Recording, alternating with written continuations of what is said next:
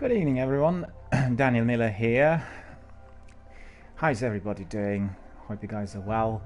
We've had another Apex Legends session early on, and I have to say I'm a bit disappointed with Respawn.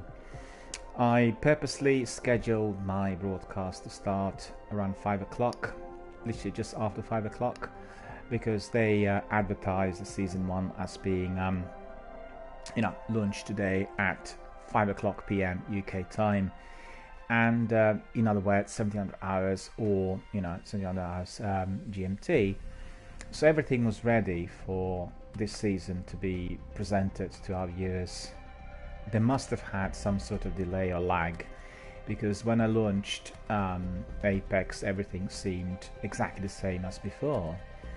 And I did have a stream for about 2 hours. We played a few matches, we talked a bit, but most importantly I've given everyone a very detailed introduction to Apex Legends Season 1, which is called Wild Frontier, and I've given you all the details of literally every single bit that is given to us as from today. As you know, you will have to purchase the Season 1, and then you throughout the actual season and your works you'll get extra in-game currency that you will be able to use for future seasons, theoretically that is, and then lots of other goodies and niceties in there, inclusive of weapon skins and all sorts really, as obviously expected. I've seen some messages on Twitter and elsewhere indicating that people are unhappy with Season 1, but I find that a bit ridiculous, because you haven't even played the Season 1 to tell, and you just read some pre-release reviews. So what on earth do you know about everything that is going to be given? And so we had a very detailed introduction. We talked a lot about it. We had a few matches, so a really bit of fun. The matches were actually quite good. I quite enjoyed them today, and everyone was getting killed very early. Not my team though, but other teams. So the matches on average from the usual 22-23 minutes being brought down to 15. So it does tell us a bit about the way people play and what types of people are out there. Because what I did notice today was the fact that everybody was simply hitting on those hot zones, and that's just the worst thing to do, because evidently everybody, or the majority of teams, will try to go there, and lots of early deaths. In fact, we had one match where after about 2 minutes we were down to 9 teams. 2 minutes, 11 teams, 33 players were eliminated. Don't forget some of the biggest players in the industry, the biggest streamers such as Dr. Disrespect and Ninja and Shroud. They're all playing Apex Legends, and obviously that draws an enormous amount of attention to the game. In fact, it has been reported that Ninja was paid $1 million in order to promote the game and play it from the word go. So, when you have, let's say, half dozen of those top streamers sitting on the game, evidently you will bring in a lot of new gamers. But what I want to say is there are lots of experienced gamers in there, and there's some really good tactical teams. I played against quite a few during the first few weeks of the game. We were absent from Apex during the last couple of weeks because we had other things to do, Division 2 in particular, and also Division 1, which we played very extensively. Beautiful multiplayer,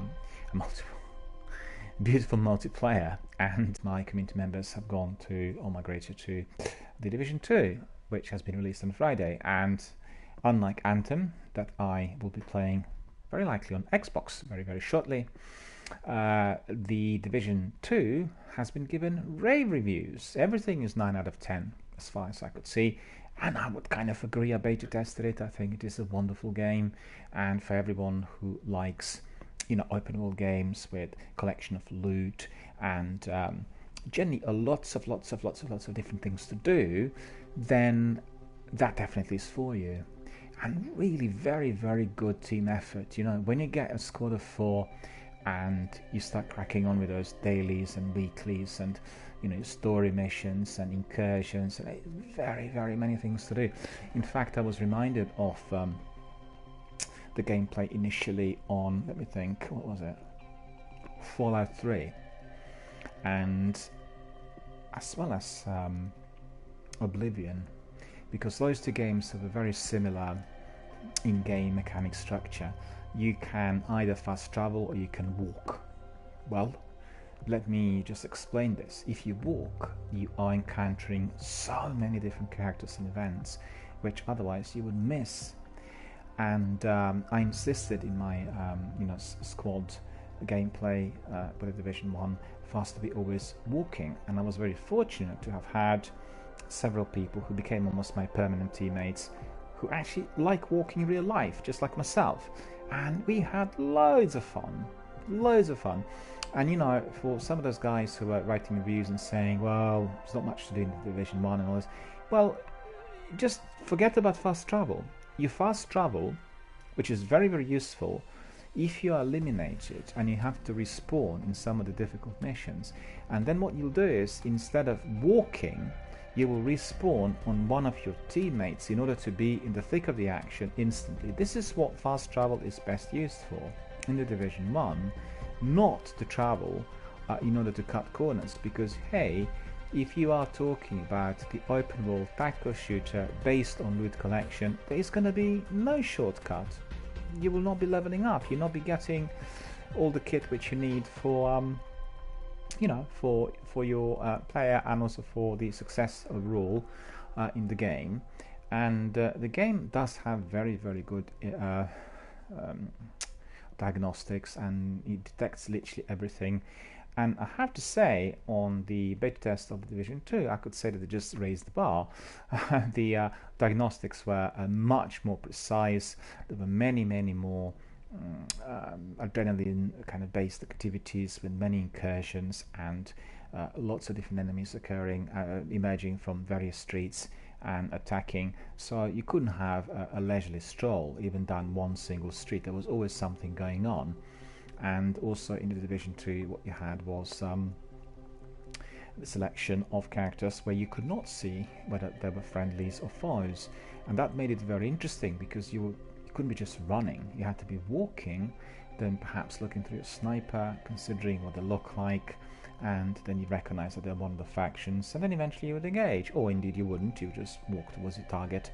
But there was no possibility of walking peacefully from let's say your starting point to the mission location. You would have been jumped several times instantly, and therefore I think the Division 2 is a wonderful tactical shooter. I can't wait to be playing and streaming it here.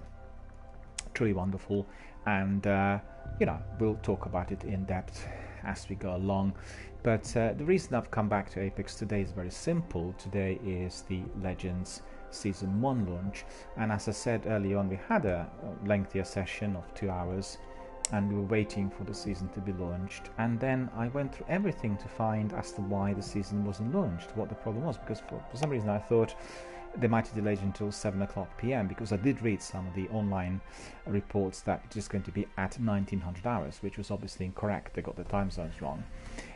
So basically what happened was the PlayStation 4 update that would bring us to the season must have been delayed by a few minutes, or 10 minutes or something, and therefore I had to restart the game.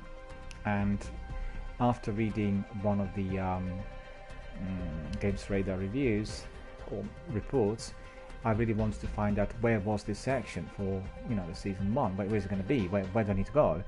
And I did find that there should be a bar, an in-game bar on the options indicating you have to go to Battle Pass, and that is where you're going to be purchasing your seasons, very similar to Fortnite.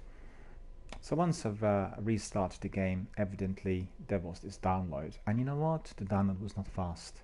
It did take about 45 minutes.